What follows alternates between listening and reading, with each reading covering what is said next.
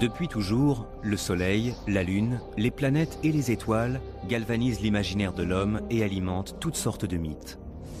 C'est pourquoi l'astronomie, l'étude des astres, est sans aucun doute la plus vieille discipline scientifique du monde. Le plus surprenant, c'est que cet intérêt pour l'astronomie a apporté bien plus à l'humanité que ce que l'on peut imaginer. L'étude des astres a permis l'émergence de nouvelles idées qui, le plus souvent, ont ensuite contribué au développement des autres sciences. Je suis professeur de physique à l'université du Surrey en Angleterre. Les idées et les théories des grands scientifiques européens tels que Galilée, Newton ou Einstein sont depuis toujours au cœur de mes travaux de recherche. Mais ce n'est pas la seule facette de mon identité. Je suis aussi irakien par mon père et je rêve d'explorer le passé dont on m'a tant parlé lorsque j'étais sur les bancs de l'école à Bagdad. Je veux repartir sur les traces de ces grands astronomes du Moyen-Âge musulman, dont les travaux ont été déterminants pour les scientifiques européens qui leur ont succédé. C'est pourquoi je me suis lancé dans un périple à travers la Syrie et l'Égypte, jusqu'aux lointaines montagnes du nord de l'Iran, pour découvrir comment et pourquoi les découvertes de ces astronomes musulmans ont pu avoir un tel impact sur le développement des connaissances scientifiques. Au cours de ce voyage, je comprendrai pourquoi ils ont été les premiers à remettre en question les postulats de la Grèce antique sur le mouvement des astres autour de la Terre. L'islam a ouvert la voie à l'un des plus profonds changements de l'histoire de la science.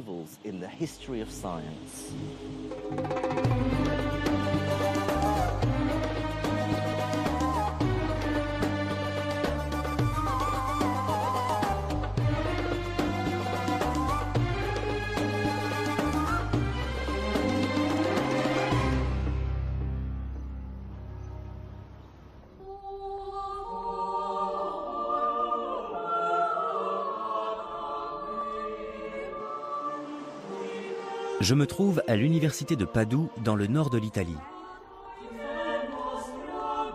C'est ici que se trouve la preuve irréfutable que l'une des plus grandes avancées de la science européenne repose en fait sur les travaux des érudits musulmans.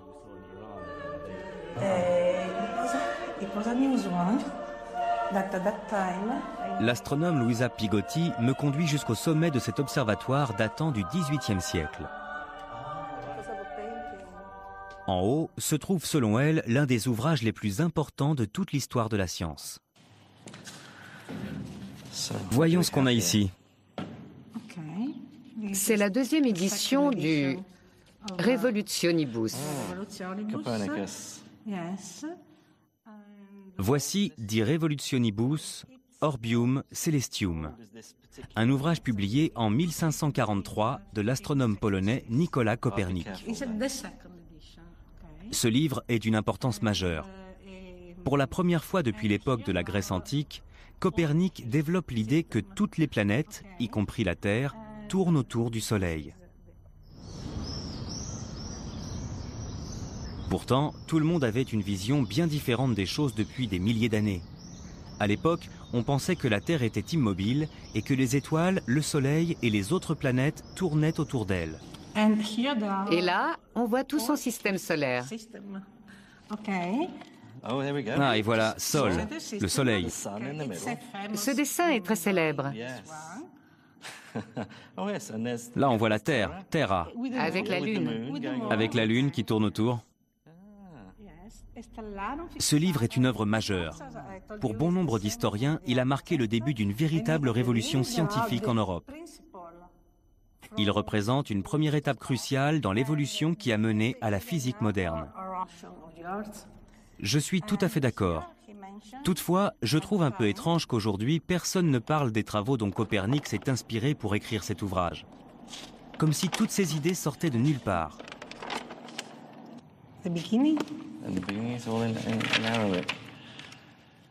Pour moi, c'est donc comme une révélation, lorsqu'il indique de façon explicite qu'il s'est très largement basé sur les données d'observation d'un astronome musulman du IXe siècle, un savant originaire de Damas nommé Al-Battani.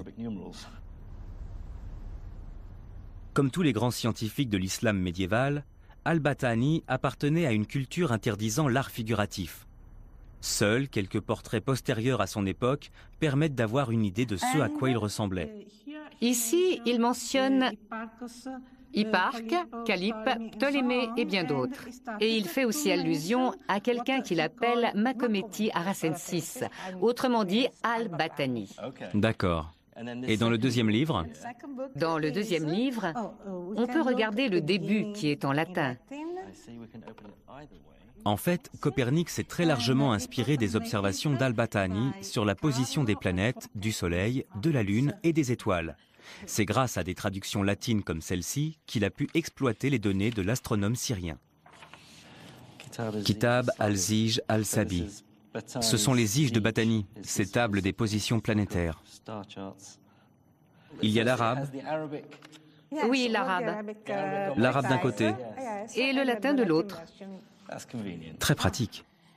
De toute évidence, il s'est servi des données d'observation d'Al-Batani. L'ouvrage de Copernic regorge d'allusions comme celle-ci à d'autres sources anciennes.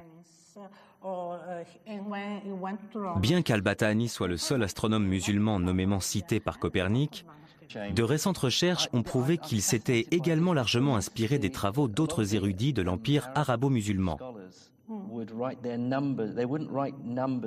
L'exemple le plus flagrant est l'utilisation par Copernic d'un principe mathématique découvert au XIIIe siècle par l'astronome et-Toussi, appelé le couple d'et-Toussi. De retour en Angleterre, je compare une copie de l'ouvrage Al-Tazkira fil ilmil el-Haya d'et-Toussi avec une autre édition du Revolutionibus de Copernic.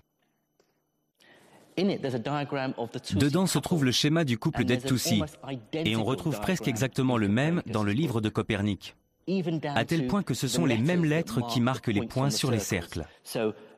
Sur la figure d'et-Toussi, on trouve le alif arabe qui correspond au A. Il y a un ba qui correspond au B, un jim ici qui correspond à notre J, et au centre un dal, c'est-à-dire D. Ce sont des similitudes très frappantes. Peut-être n'est-ce qu'une coïncidence, mais cette preuve semble tout de même irréfutable. Pour ma part, je suis intimement persuadé que Copernic s'est effectivement inspiré des travaux d'et-Toussi et des autres astronomes musulmans.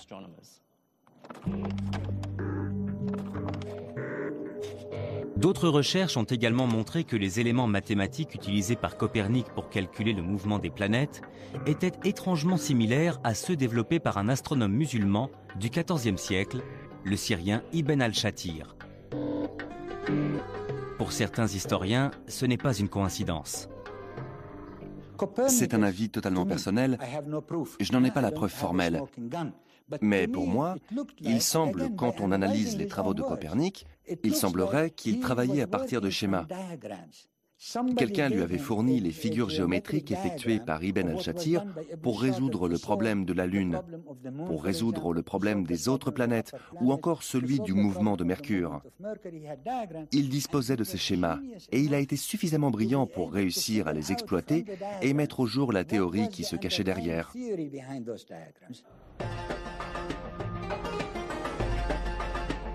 Ces idées venaient donc bien de quelque part. Il semblerait que les travaux de Copernic soient bel et bien le fruit de 500 ans de recherche menée par les astronomes musulmans.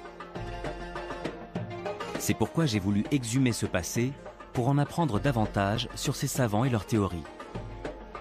Mais avant de partir sur leurs traces, je dois d'abord trouver la réponse à une question fondamentale. Pourquoi ces érudits musulmans s'intéressaient tellement à l'astronomie ?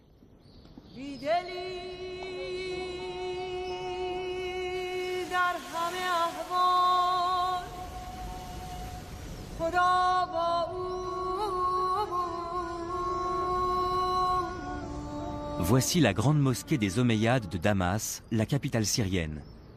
C'est l'une des plus anciennes mosquées du monde. Ce que je m'apprête à découvrir ici est un véritable trésor. D'après le livre, il y aurait ici un cadran solaire au sommet du minaret à la russe, le minaret de la fiancée qui est là. Donc on va aller voir si c'est vrai ou pas. Je suis en compagnie du docteur Rim Turkmani, une astrophysicienne spécialiste de l'astronomie médiévale à l'Imperial College de Londres. Nous sommes à la recherche de l'un des cadrans solaires les plus précis du Moyen-Âge. Je suis d'autant plus impatient qu'il a été justement conçu par l'un des astronomes musulmans dont Copernic s'est si largement inspiré pour ses travaux Ibn al-Shatir.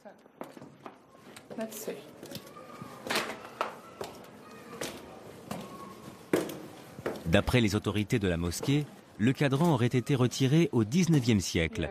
Mais d'après les recherches du docteur Turkmani, il en existerait une réplique exacte cachée au sommet de l'un des minarets. Nous ne sommes pas sur les traces de l'Arche d'Alliance. Mais l'idée de redécouvrir un objet vieux de 150 ans est tout de même assez troublante. Vous reconnaissez quelque chose? Je vais regarder là.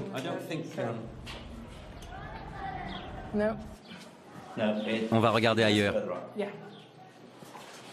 Mesurer le temps de façon très précise est essentiel pour les musulmans.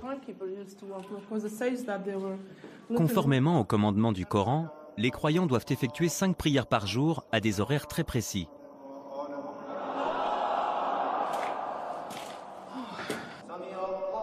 Une au lever du soleil, puis une à la mi-journée, une dans l'après-midi, une au coucher du soleil et une dernière lorsqu'il fait nuit. Depuis la naissance de l'islam, les cadrans solaires ont donc toujours été des objets indispensables dans les mosquées.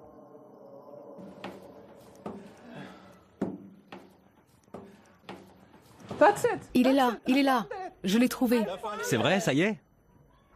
Il est là, regardez. Exactement comme il est décrit dans le livre. Il était caché par le pilier. Pas étonnant qu'il ne sache pas où il était. Il est recouvert de fientes d'oiseaux. C'est plein de fientes. Oui. Tenez, Super, merci. essayez avec ça. Donc on a 3 cadrans solaires. Le grand, c'est le principal, et il y a le cadran nord et le cadran sud. Il y a une ligne ici pour la Salat Ezour, la prière de la mi-journée. Et il y en a une autre pour la prière de l'après-midi. Ibn al-Shatir a calculé la position de ces lignes de façon à ce que le cadran indique l'heure exacte tout au long de l'année, même lorsque la durée des journées changeait. De cette façon, ils avaient un chronomètre. C'est très important. Donc il s'asseyait ici, il regardait l'ombre. Et quand c'était l'heure de la prière, il le signalait au muezzin pour qu'il commence son appel à la prière.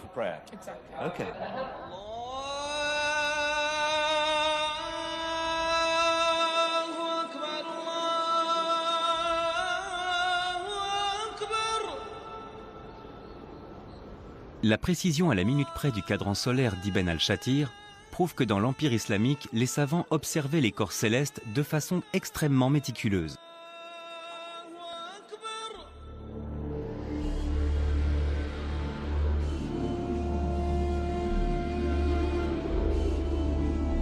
Je commence maintenant à comprendre pourquoi Copernic a pu si largement s'inspirer des travaux de ses prédécesseurs musulmans. Ils sont parvenus à établir des protocoles de mesure astronomique d'une incroyable précision. Ils ont calculé la taille de la Terre avec seulement 1% de marge d'erreur et conçu des tables trigonométriques allant jusqu'à 3 décimales.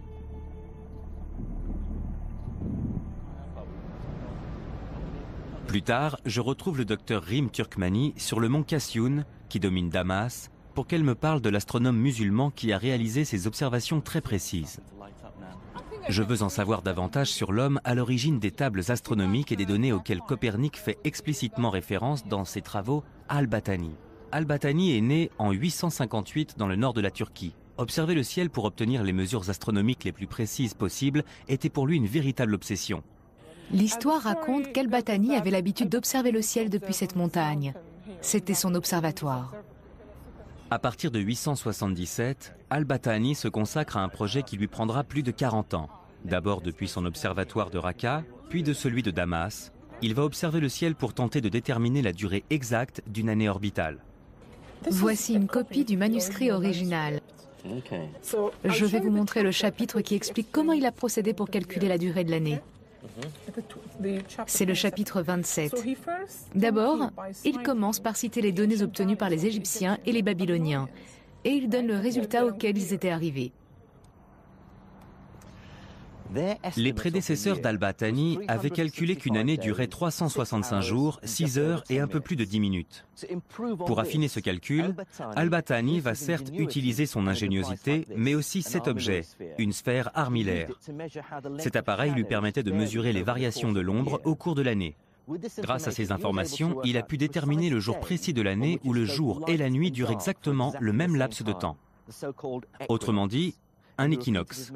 Et il a ensuite refait les mêmes mesures pendant 40 ans. Mais ce n'est pas le plus intéressant. Il a ensuite consulté un manuscrit grec écrit 700 ans plus tôt et noté à quelle date précise de l'année son auteur avait lui aussi situé l'équinoxe. Il disposait ainsi de 2 données essentielles. Le nombre de jours entre les 2 observations, mais aussi le nombre d'années. Il a donc divisé le premier nombre par le second pour finalement arriver à un résultat surprenant. Une année dure 365 jours, 5 heures, 46 minutes et 24 secondes. Il a obtenu un nouveau résultat et il n'avait que 2 minutes d'écart avec les observations modernes. 2 minutes, la durée de l'année à 2 minutes près. Tout à fait.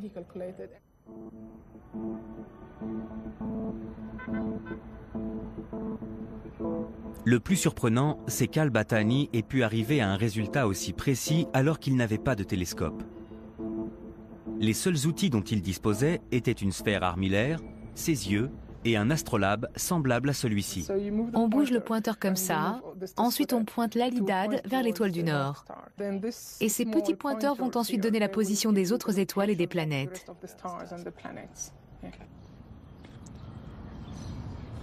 Malgré des outils rudimentaires, on trouve dans les travaux d'Al-Battani un schéma extrêmement précis prouvant qu'il a trouvé une obliquité de la Terre inférieure à 24 degrés, c'est-à-dire environ un demi-degré de différence avec nos données modernes. Et il ne s'est pas arrêté là.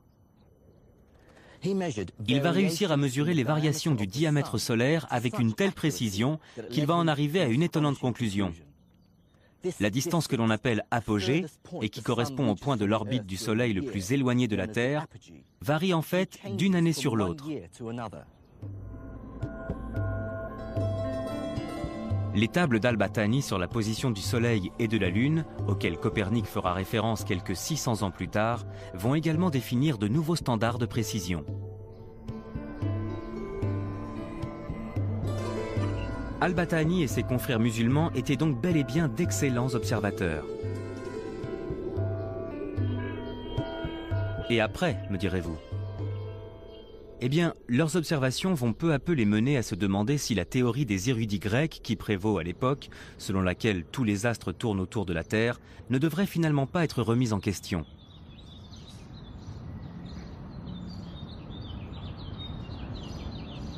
Ce postulat scientifique, communément admis depuis plus de 700 ans, se base principalement sur les travaux de l'un des plus grands astronomes de la Grèce antique.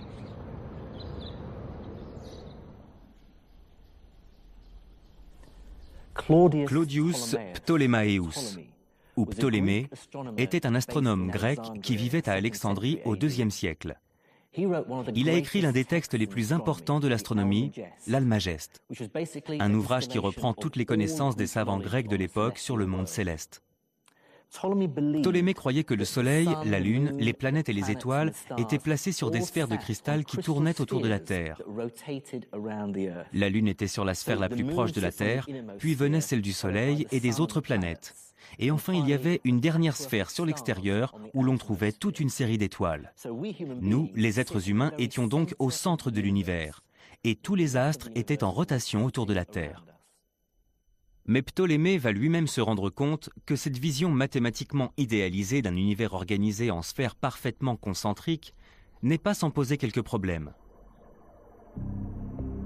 Notamment en ce qui concerne le mouvement circulaire des planètes. Lorsqu'elles bougent dans le ciel étoilé, leur vitesse est irrégulière. Elles apparaissent plus ou moins grosses et font même parfois un tour sur elles-mêmes.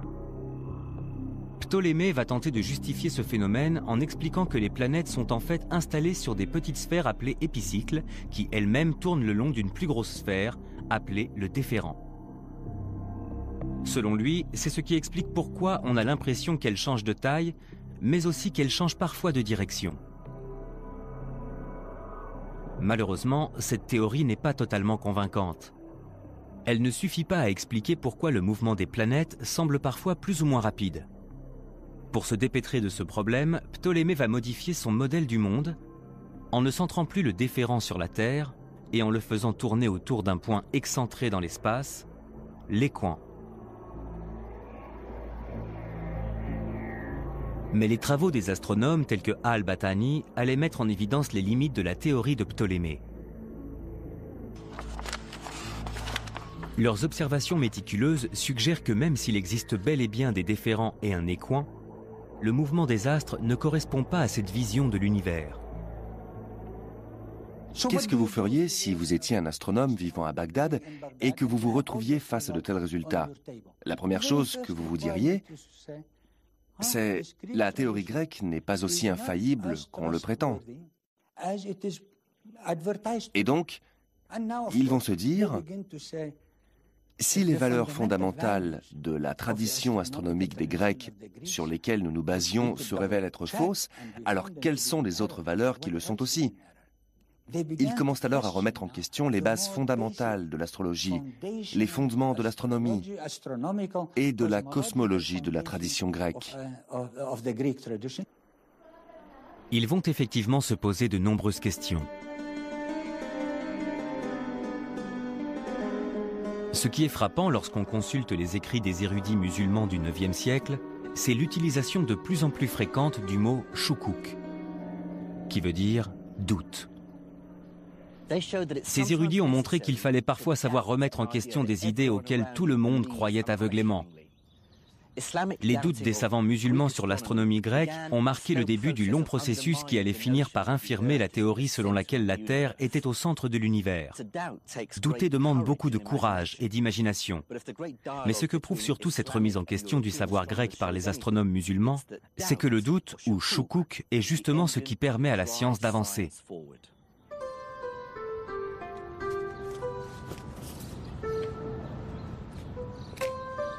L'un des premiers grands savants de cette période de doute s'appelle Ibn al-Haytham. Né en 965 de notre ère, il est originaire de Basra, en Irak. C'est l'un des premiers à avancer que les idées scientifiques ne peuvent être considérées comme vraies que lorsqu'elles reflètent la réalité et se vérifient d'un point de vue mathématique. Et lorsqu'il essaye d'appliquer ce rigoureux principe à l'astronomie de la Grèce antique, il comprend immédiatement qu'elle repose en réalité sur une contradiction fondamentale. D'un côté, la cosmologie grecque prétend que tous les corps célestes tournent autour du Soleil. Et de l'autre, Ptolémée prétend dans son Almageste que si l'on veut prévoir de façon mathématique les mouvements du Soleil et des étoiles, il faut d'abord considérer qu'ils tournent autour d'un point arbitraire, le fameux équant. Ces deux affirmations se contredisent. Les astres ne peuvent pas être à la fois en rotation autour de la Terre et autour d'un point excentré. Pour Ibn al-Haytham, tout ceci n'avait strictement aucun sens. Au début du XIe siècle, il écrit un ouvrage intitulé Al-Shukuk, Al-Batlamius, doute concernant Ptolémée. Dans ce manuscrit, il dissimule difficilement sa frustration et écrit « Le système de Ptolémée ne peut pas exister ». Ibn al-Haytham se dit « Tout ça est d'une totale absurdité. On ne peut pas accepter une telle théorie. » Et il va plus loin en disant « Il ne s'agit pas d'une erreur. Ptolémée savait très bien que c'était une absurdité. » Et il souligne les points qui avaient embarrassé Ptolémée lorsqu'il a construit sa théorie. Pour lui, il y a un problème fondamental dans ce raisonnement. Les Grecs savaient, Ptolémée savait qu'il partait dans une mauvaise direction. Mais pour autant, Ibn al-Haytham n'avait rien d'autre à proposer. Et il laisse entendre par là, aux autres maintenant de proposer mieux, aux autres de résoudre ce problème. Et pour moi, c'est ce qui a orienté les recherches de tous les astronomes qui allaient lui succéder. Pour mener à bien un tel projet, il fallait être convaincu, il fallait être totalement convaincu qu'il était possible de définir des modèles mathématiques très précis sur le mouvement des planètes et des étoiles qui correspondent vraiment à ce qui se passe dans le ciel.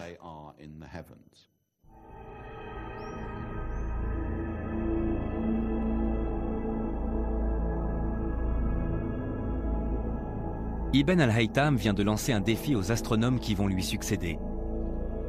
Ils devront trouver une explication au mouvement des astres qui à la fois se vérifie d'un point de vue mathématique et qui correspondent à leurs observations. C'est finalement Copernic et les autres astronomes européens qui apporteront la réponse à cette question. Mais une avancée fondamentale a cependant lieu un peu plus tôt.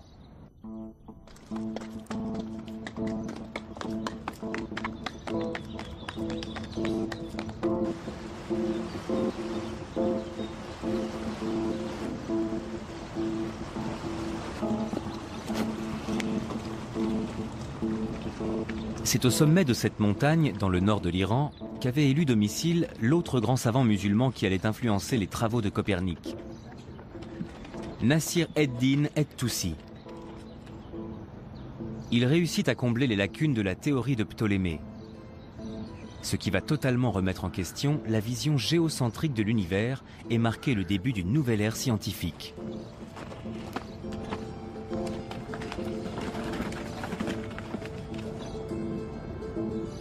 Voici la forteresse d'Alamout, où et-Toussi s'était installé. Pendant de nombreuses années, cette forteresse a abrité une secte musulmane, celle des Ismaéliens. C'est un très beau lieu pour se retirer. Cette citadelle était au centre du mouvement ismaélien. Pas étonnant que et-Toussi ait choisi de s'installer ici. Et il n'était pas le seul. De nombreux autres érudits vivaient ici. Apparemment, il y avait une bibliothèque. C'était une forteresse militaire, mais aussi un lieu d'étude.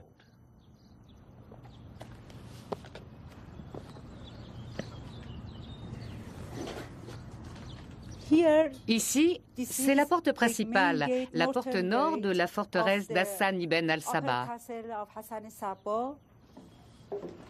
De récentes fouilles archéologiques ont révélé la présence sous la citadelle de tout un dédale de pièces et de salles d'études taillées dans la pierre, mais aussi d'une mosquée et d'habitations où vivait cette extraordinaire communauté de scientifiques et de militaires.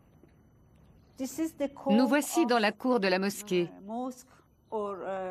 C'était le centre des quartiers de la garnison du château. C'est dans ces galeries étroites que et-Toussi commence la rédaction de son livre des Choukouk, son livre des doutes, Al-Tazkira, ou Mémoire sur l'astronomie. Dans cet ouvrage, il trouve la solution au premier problème soulevé par Ibn al-Haytham, à savoir comment éliminer l'équant de Ptolémée. Au lieu de considérer une sphère en rotation autour d'un point quelconque dans l'espace, et-Toussi imagine un couple de cercles imbriqués en rotation sur eux-mêmes, ce qui n'implique plus la nécessité d'un équant. Ces deux cercles imbriqués resteront connus sous le nom de couple de Toussi, un modèle mathématique que l'on retrouvera 300 ans plus tard dans les travaux de Copernic.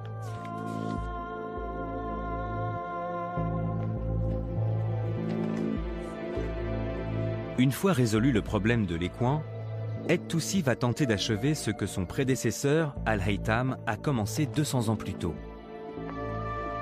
C'est-à-dire définir un système mathématique et cohérent du mouvement des astres. Mais pour y parvenir, il doit pouvoir exploiter de meilleures données d'observation, ce qui nécessite un équipement plus important et plus performant que celui dont il dispose à Alamout. Survient alors un événement qui va bouleverser la vie d'et-Toussi: l'invasion mongole.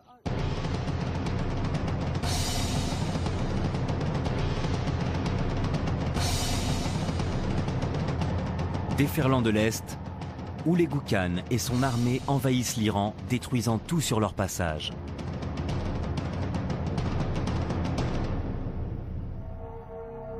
En 1225, les Mongols atteignent la forteresse d'Alamout et tentent de s'en emparer. Et-Toussi va alors déployer des trésors de diplomatie qui vont lui permettre d'échapper au massacre, mais aussi de satisfaire ses ambitions scientifiques. Il va rendre visite au chef mongol et profiter de sa profonde croyance en l'astrologie. En prétendant qu'il serait capable de lui prédire l'avenir à condition de disposer d'un nouvel équipement, et-Toussi va réussir à se faire nommer astrologue personnel du Khan et à se faire construire à quelques centaines de kilomètres de là le plus grand observatoire qu'on ait jamais vu.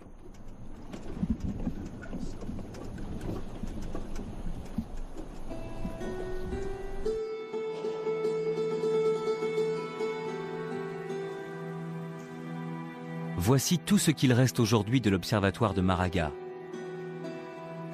Le principal instrument d'observation était caché sous le dôme de l'observatoire. Le nouvel observatoire d'Et-Toussi se composait d'un unique et immense bâtiment. À l'intérieur se trouvait un imposant arc en métal, une sorte de bras armillaire de 10 mètres de haut. Sur ses bords étaient inscrites les graduations des angles en degrés et en minutes.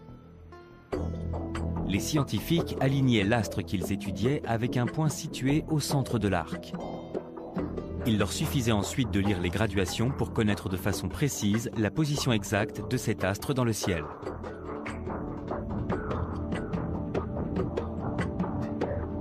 Le bâtiment principal était entouré de petits observatoires annexes, mais aussi de bibliothèques, de bureaux et d'habitations. L'observatoire disposait même de sa propre mosquée.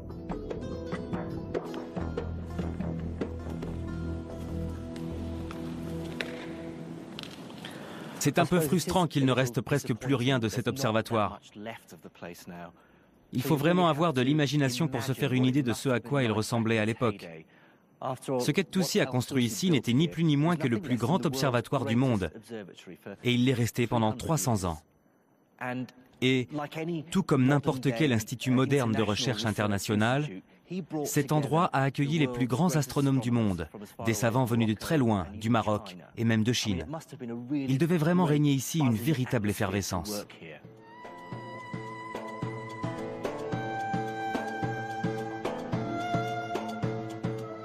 Grâce à ce nouvel observatoire et à son équipe d'astronomes, Et-Toussi peut désormais poursuivre le rêve d'Al-Haytham. Tenter de définir un modèle planétaire plus cohérent que celui de Ptolémée. Ses confrères et lui vont d'abord s'attaquer aux mathématiques. En plus du couple de Toussi, ils inventent d'autres systèmes du mouvement des astres. Grâce à ces nouveaux systèmes, ils peuvent calculer de nouveaux modèles mathématiques correspondant au mouvement de la plupart des corps célestes. Mercure, Vénus, Mars, Jupiter, Saturne, mais aussi le Soleil et la Lune.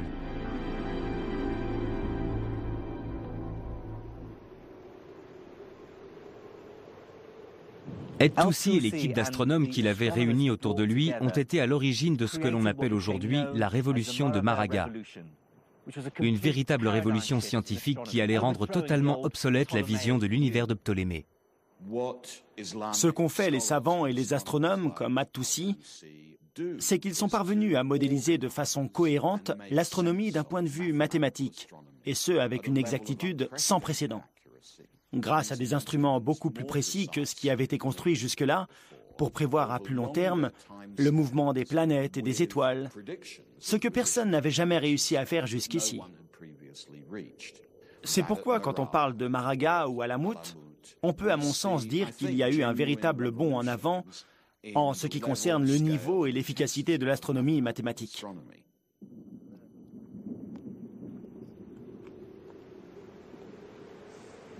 Mais il reste un problème à résoudre. Les nouveaux modèles se vérifient d'un point de vue mathématique et éliminent bel et bien la nécessité de l'écoin de Ptolémée. Mais ils continuent de placer la Terre au centre de l'univers. Ce qui complique inévitablement les descriptions du ciel données par les astronomes, puisqu'ils doivent considérer des épicycles, des déférents et des couples. Le cosmos ressemble alors à une sorte de boîte de vitesse géante.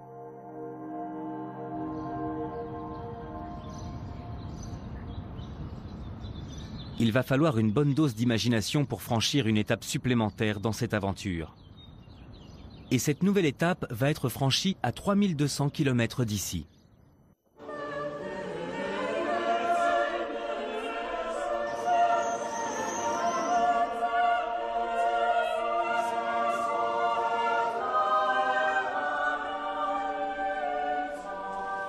Pour moi, la dernière étape de la révolution de Maraga n'a pas eu lieu en Iran ou ailleurs dans l'Empire islamique, mais ici, dans le nord de l'Italie. Grâce aux travaux des érudits musulmans, des hauts lieux de la science tels que l'université de Padoue abritaient déjà les prémices d'une nouvelle ère, celle de la Renaissance. De retour à Padoue, je comprends désormais pourquoi les astronomes musulmans ont été si importants pour les travaux de Copernic. Ils ont été pour lui une véritable source de motivation. Copernic est le premier Européen à partager l'aversion d'El-Haytham pour la cosmologie de Ptolémée. Il n'est donc pas le premier grand astronome d'une nouvelle tradition scientifique européenne, mais plutôt le dernier maillon d'une longue lignée d'astronomes musulmans. La plupart des modèles mathématiques complexes utilisés par Copernic pour établir son modèle planétaire héliocentrique, comme le couple de Het-Toussi, sont en fait un héritage des astronomes musulmans. Mais ce que Copernic doit surtout à ses prédécesseurs musulmans, c'est cette volonté profonde d'apporter une cohérence mathématique à la cosmologie.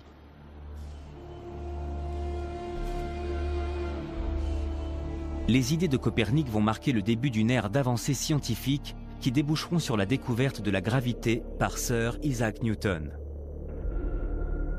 Entre les mains de Newton, le rêve que caressait Ibn al-Haytham d'une astronomie rigoureuse et mathématique qui correspondrait aux observations expérimentales va enfin se réaliser.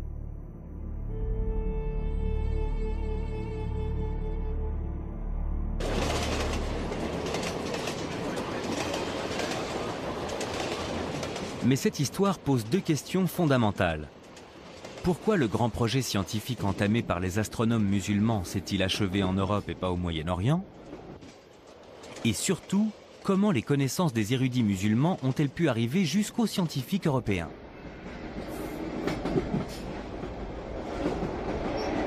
La réponse à ces questions se cache dans l'une des plus belles villes du monde. La reine de l'Adriatique, Venise.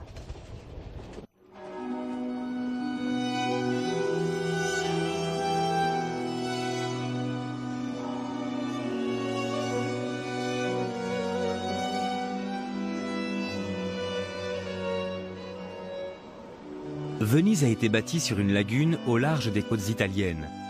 Isolée du continent, ses lois et ses traditions étaient différentes de celles du reste de l'Europe. Comme le disait si bien Shakespeare, ce qui caractérisait Venise, c'était ses marchands et les relations de longue date qu'elle entretenait avec les morts. À la fois convoitée et admirée par les Arabes, elle a parfois été la cible d'actes de piraterie et de pillage. L'histoire raconte qu'en 828, deux marchands vénitiens ont dérobé les ossements d'un grand saint chrétien qui était conservé à Alexandrie, la rivale de Venise. Ces ossements étaient ceux de l'évangéliste Saint Marc et ils ont été ramenés ici, à la place Saint-Marc.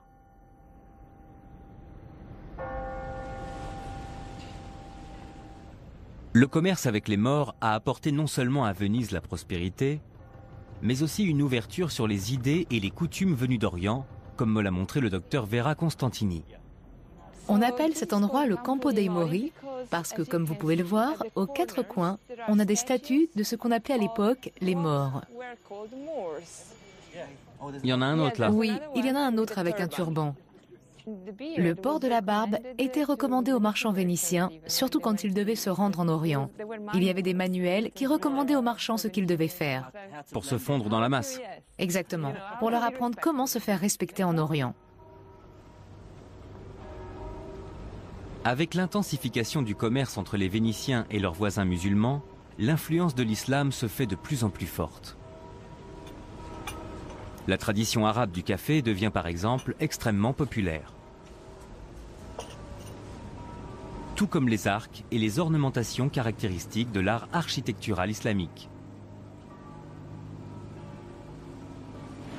Je voulais aussi vous montrer le palais Mastelli, le palais du chameau.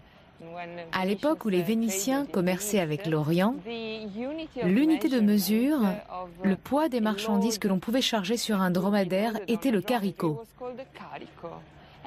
On utilisait exactement la même unité de mesure qu'en Orient, sauf que là-bas, on appelait ça le youk.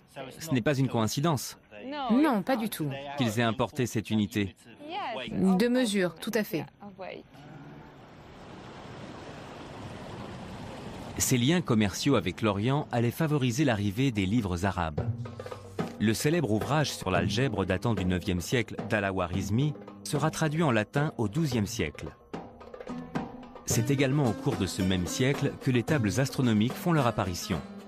Le célèbre canon de la médecine d'Avicenne sera pour la première fois publié en Occident au XVe siècle.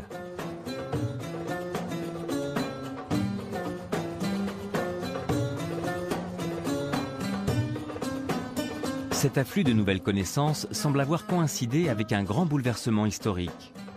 Le centre névralgique du monde scientifique se déplace peu à peu de l'empire musulman vers l'Europe.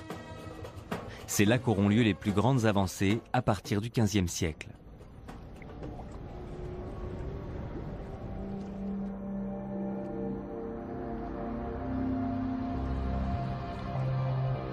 Le professeur Angela Nuovo de l'université d'Udine m'a fait découvrir un objet symbolisant parfaitement ce bouleversement. Sa surprenante découverte apporte la preuve irréfutable de ce changement, mais permet aussi de mieux le comprendre.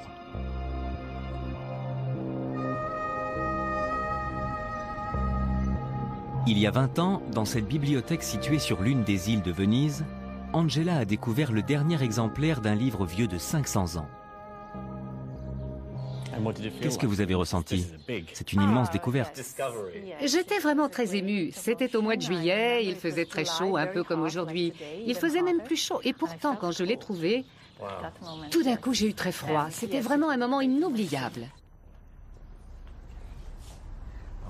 Cet été-là, Angela a découvert la première impression du livre saint des musulmans,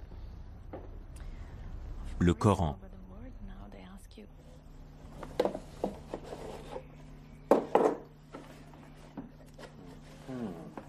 C'est la première fois qu'elle a l'occasion de revoir cet ouvrage depuis qu'elle l'a découvert il y a 20 ans. Je suis très surpris que le premier exemplaire du Coran à avoir été imprimé l'ait été à Venise et non dans un pays de l'empire arabo-musulman. Dès la première lecture, je m'aperçois immédiatement qu'il a été imprimé par des gens ne maîtrisant pas complètement l'arabe. Ce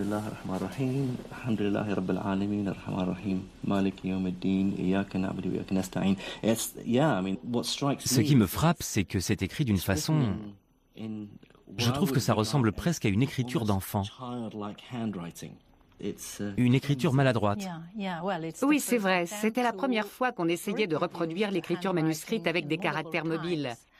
Et comme vous le savez, la langue arabe comporte de nombreuses formes de lettres différentes, puisque la forme de chaque lettre change en fonction de sa position dans le mot, mais aussi des autres lettres. Oui, évidemment. Par exemple, le mot zalika, qui signifie 7, eh bien là, le tiret devrait être sous le L, au lieu d'être au-dessus. Donc ils ont fait une faute. Au lieu d'écrire zalika, ils ont écrit zalaka. L'arabe n'était probablement pas la langue maternelle des gens qui l'ont imprimé. C'est sans doute pour cette raison qu'on trouve des erreurs dans le texte qui, bien sûr, sont considérées comme un péché.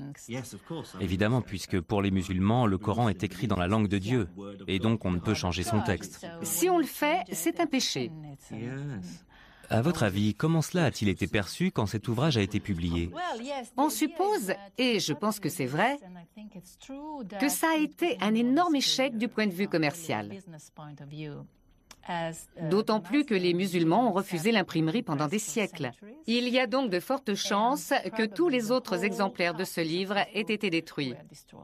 C'est le seul exemplaire dont on dispose. C'est probablement le seul et l'unique exemplaire de ce Coran qu'il reste en Occident.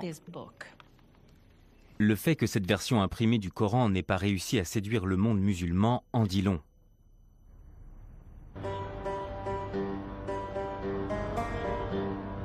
C'est justement la précision de la langue arabe qui avait permis le développement des sciences dans l'empire arabo-musulman 800 ans plus tôt. Grâce à plus de 70 formes de lettres différentes et aux nombreux signes graphiques indiquant la prononciation et le sens des mots, elle avait permis à tous les érudits de communiquer à travers une seule et même langue commune.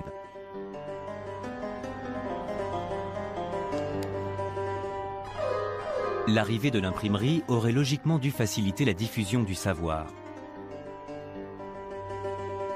En Occident, l'impression de livres en latin favorise effectivement un mouvement de renouveau scientifique. Mais à cause de ses nombreux signes et de sa graphie, l'arabe est beaucoup plus difficile à typographier que le latin, ce qui freine considérablement la diffusion des écrits du monde islamique. Le rejet du monde musulman pour cette nouvelle technologie, qui est l'imprimerie, marque le début d'un véritable bouleversement dans l'histoire de la science islamique. L'Europe, elle, va à la fois bénéficier des connaissances de leurs prédécesseurs, mais aussi de cette nouvelle technologie. Galilée et ses semblables se trouvent désormais à l'aube de la Renaissance. Cette étape a marqué un tournant à la fois dans l'histoire de l'imprimerie vénitienne, qui était un secteur extrêmement puissant. On peut même dire qu'il était arrivé au maximum de son expansion, mais aussi dans l'histoire des relations culturelles, des relations en général entre l'Orient et l'Occident. Accepter l'imprimerie, ça voulait aussi dire accepter l'une des premières grandes innovations technologiques. Et c'est là que l'histoire des deux mondes va commencer à se séparer.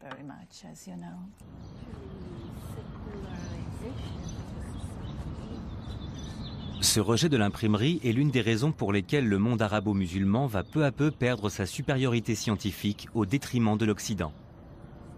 À la même période, le monde est en pleine mutation, ce qui a également des répercussions sur le développement scientifique.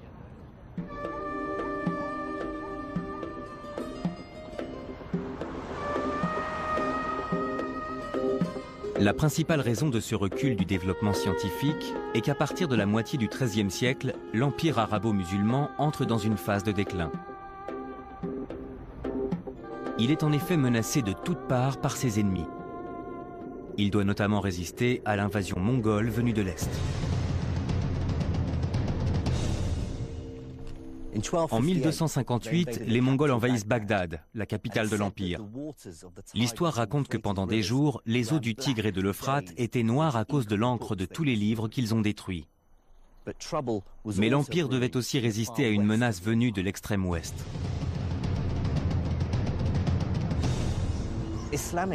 L'Espagne musulmane, qui s'était déjà morcelée en plusieurs royaumes, devait maintenant faire face à une nouvelle menace venue du nord, celle d'une chrétienté réunifiée et déterminée à reconquérir son territoire. La reconquête du royaume d'Espagne par les chrétiens dure plusieurs siècles. Elle atteint son apogée au XVe siècle lorsque l'armée de Ferdinand II et Isabelle de Castille attaque Grenade. En 1492, le dernier bastion musulman tombe aux mains des rois catholiques. Après la reconquête, les chrétiens vont chercher à effacer toute trace de l'occupation musulmane et détruire les vestiges de cette civilisation. En 1499, ils feront brûler ici, sur cette place, tous les manuscrits arabes des bibliothèques de la ville de Grenade. Seuls quelques rares textes médicaux échapperont à la destruction. Et environ 100 ans plus tard, il ne reste plus aucun musulman en Espagne. Ils ont tous été tués ou chassés du royaume. À la même époque, les chrétiens de l'Europe de l'Est se lancent à la reconquête de la Terre Sainte et partent en croisade contre l'islam. Déterminés à imposer la chrétienté dans la région du Levant et à reconquérir la ville sainte de Jérusalem, les croisés lancent une attaque massive sur le nord de la Syrie. Ils prennent rapidement possession du château pour en faire une place forte. D'ici, ils vont ensuite marcher sur Jérusalem pour accomplir ce qu'ils estiment être leur mission. Face aux attaques de ses voisins, l'Empire s'effondre et se morcelle en plusieurs royaumes ennemis. Les Mamelouks, d'anciens esclaves, prennent le pouvoir en Égypte. Au XIIIe siècle, la dynastie berbère des Almohades contrôle le Maroc et l'Espagne. Et le nord de la Syrie et de l'Irak sont divisés en une multitude de petits royaumes. Mais pour la plupart des historiens, la principale raison de la fin de l'âge d'or de l'Empire arabo-musulman est un autre événement, survenu en 1492. Cette année-là, la géographie politique du monde est totalement bouleversée, lorsqu'un certain Christophe Colomb découvre les Amériques. Ce phénomène s'explique par la découverte du Nouveau Monde en 1492. La conséquence immédiate, c'est que d'énormes quantités d'or et d'argent vont venir remplir les coffres des familles royales de l'époque, qui vont ensuite avoir une politique impérialiste et établir des colonies un peu partout dans le monde. Développement scientifique rime donc avec puissance économique. Au cours du XVIe et du XVIIe siècle, les richesses, le pouvoir et donc le renouveau scientifique vont se concentrer en Italie et en Espagne, puis en Grande-Bretagne. Au XVIIe siècle, l'Angleterre se retrouve au centre du commerce maritime avec les Amériques et peut se permettre d'investir dans la science. C'est pourquoi le premier grand ouvrage scientifique, Principes mathématiques de philosophie naturelle d'Isaac Newton, qui explique le mouvement des astres, n'a pas été publié à Bagdad, mais à Londres.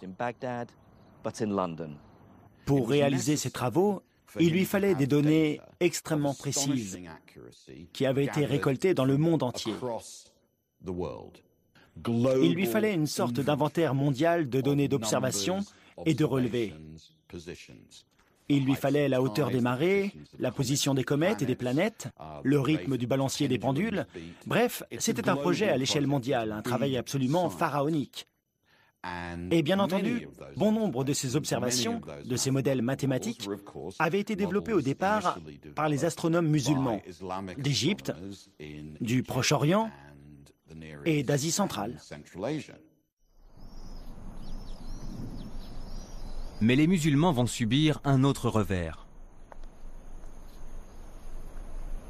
Les guerres, l'isolement politique et religieux, mais aussi la perte de leur monopole commercial, vont peu à peu avoir raison de la richesse des nations musulmanes, ce qui va se répercuter dans le domaine scientifique. Mais cela ne suffit pourtant pas à expliquer pourquoi les travaux des érudits musulmans sont tombés dans l'oubli. Il ne faut en effet pas oublier que lorsque les Européens commencent à coloniser le Moyen-Orient et l'Asie, ils contribuent activement à répandre l'idée que les civilisations qu'ils trouvent à leur arrivée sont moribondes et en plein déclin. Il semble que les Anglais et les Français ont eu du mal à admettre l'idée de coloniser et de soumettre des civilisations dont les connaissances et le savoir scientifique avaient pu être aussi avancés que les leurs. Ils se sont donc évertués à donner une certaine image du monde musulman. Grosso modo, leur discours était « oui, cette civilisation a connu un âge d'or, ils ont eu de grands érudits et de grands philosophes, mais aujourd'hui, ils sont en plein déclin ». D'une certaine façon, ce point de vue leur permettait de rendre leur expansion et leur colonisation beaucoup plus acceptables sur le plan moral. L'une des évolutions les plus intéressantes, à mon avis, dans l'histoire des relations entre les Européens, entre l'Occident et les autres cultures, c'est qu'il y a eu une sorte de renversement de situation qui a eu des conséquences énormes et catastrophiques parmi les Européens. En particulier, quand ils ont commencé à se demander en quoi ils étaient supérieurs aux autres civilisations. Il ne faut pas oublier qu'ils avaient tendance à systématiquement considérer qu'ils étaient supérieurs au reste du monde. Donc, pendant très longtemps, tous les Européens, comme les Anglais par exemple, pensaient que leur supériorité résidait dans leur religion. Mais à partir du XVIIIe siècle, les choses commencent à changer. C'est-à-dire que les Européens ne vont plus considérer que leur supériorité réside dans leur religion, mais qu'elle réside dans leur niveau de connaissance scientifique et dans leur technologie. Un raisonnement qui va finalement donner naissance à la fameuse citation « Nous avons la mitrailleuse et pas eux ». Les Européens de cette époque voulaient bien plus ou moins admettre que par le passé, la civilisation musulmane avait par exemple effectivement été à l'origine de grandes avancées dans le domaine scientifique. Mais pour eux, cet âge d'or était terminé. Donc à leurs yeux, même l'astronomie musulmane et indienne contemporaine était perçue à tort comme étant très ancienne. Parce que si elles étaient très anciennes, ça voulait dire que les civilisations sur lesquelles ils prenaient le dessus étaient en plein déclin. Ce qui était tout à leur avantage. Pour certains spécialistes, les conséquences de cette vision des choses sur l'histoire de la science islamique se ressentent encore dans le monde musulman d'aujourd'hui.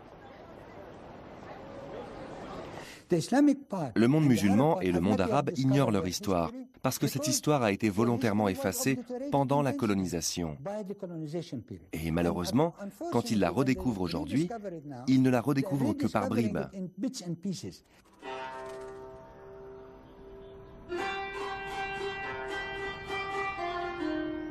Voilà pourquoi aujourd'hui les grands observatoires des astronomes musulmans ne sont plus que des ruines. Et que tout le monde s'accorde à dire que l'Occident a été à l'origine des plus grandes avancées scientifiques de ces 4 derniers siècles. Mais cela ne veut pas pourtant dire que le monde arabo-musulman n'ait plus rien à apporter à la science.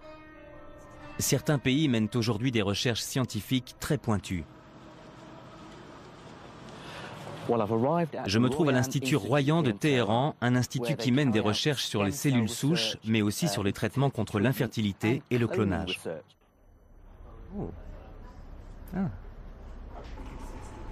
Je suis très étonné que dans un État islamique comme l'Iran, des recherches dans des domaines aussi controversés que les modifications génétiques ou le clonage soient tolérées, et même financées par le gouvernement. On utilise ces cellules lorsqu'une partie du cœur ne fonctionne plus, ce qui peut mener à une insuffisance cardiaque. Dans ce cas-là, on va alors remplacer les cellules de la partie déficiente du cœur par les cellules que l'on a clonées. On utilise également le clonage pour créer des animaux, dont le lait pourra par exemple avoir des vertus thérapeutiques, de façon à ce que le malade puisse se soigner en buvant le lait de cet animal. Étant donné la levée de boucliers provoquée par le génie génétique au sein de la communauté chrétienne, j'ai été très étonné de constater qu'ici, à Téhéran, l'Institut dispose d'un imam pour conseiller et guider les scientifiques dans leurs recherches. Ici, à l'Institut Royan, nous avons un comité d'éthique médicale et chaque projet de programme de recherche est au préalable examiné par ce comité. Nous étudions les différents aspects des projets touchant au génie génétique ou à la culture de cellules souches pour pouvoir déterminer si ces recherches sont justifiées ou non et si elles sont acceptables d'un point de vue éthique. Je ne suis pas suffisamment expert en génétique pour pouvoir évaluer la qualité de ces recherches. Mais une chose est sûre, ici je me sens comme un poisson dans l'eau. Quelles que soient les divergences politiques et culturelles que l'on puisse avoir avec la République islamique d'Iran, je me suis tout de suite senti comme chez moi dans ce laboratoire au milieu de mes confrères iraniens. Les hommes n'ont aucune prise sur les lois de la nature. Les scientifiques de l'islam médiéval l'avaient bien compris et ont parfaitement su l'exprimer à travers leurs travaux. Au IXe siècle, Al-Khwarizmi a synthétisé les connaissances de la Grèce antique et de l'Inde pour donner naissance à une nouvelle forme de mathématiques, l'algèbre. Le scientifique Ibn Sina a été le premier à répertorier et à rassembler dans un seul et même ouvrage toutes les connaissances médicales de l'époque, contribuant ainsi à la naissance de la médecine en tant que discipline. Dans les montagnes reculées d'Iran, des astronomes comme Et-Toussi ont ouvert la voie aux scientifiques occidentaux qui utiliseraient leurs travaux des centaines d'années plus tard.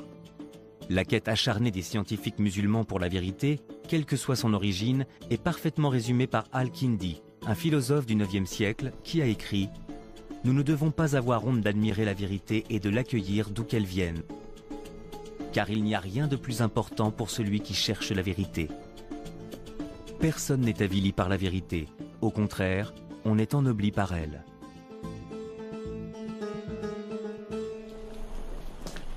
Ce que l'on peut retenir de ce voyage, à travers l'âge d'or puis le déclin des sciences dans le monde islamique du 9e au 15e siècle, c'est que la science est un langage universel pour l'humanité. Les nombres décimaux sont aussi utiles en Inde qu'en Espagne.